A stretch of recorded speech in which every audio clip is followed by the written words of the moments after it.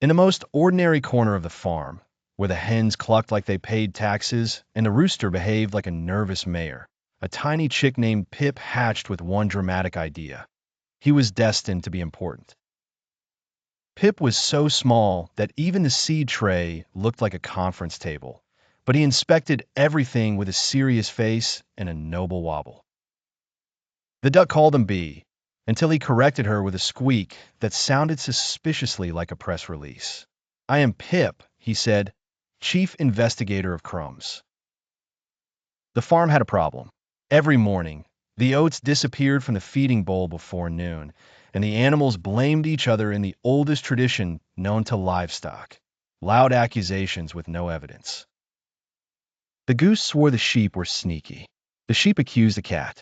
The cat blamed the wind, which was impossible but sounded reasonable enough for farm politics. Pip decided to solve the mystery. He marched across the yard, tripped over a pebble, recovered with dignity, and followed the trail of crumbs behind the barn. There, in the shadows, he found the thief. It was not the cat. It was not the wind. It was the rooster. The rooster was stuffing oats into his own coat, trying to look majestic while committing breakfast crimes. "I was going to share," he protested, which is what every guilty rooster says when cornered by common sense. Pip gasped, then noticed something else.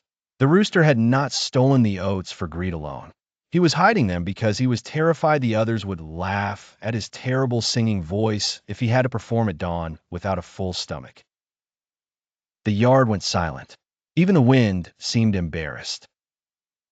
Pip blinked. The case was no longer simple. The chicken had found not a villain, but a vanity crisis. So Pip did the bravest thing a chick can do. He declared an emergency concert. The ducks sang, the sheep hummed, the cat pretended not to care, and the rooster, fed and humbled, joined in with a voice like a rusty trumpet falling downstairs. To everyone's surprise, it was wonderful.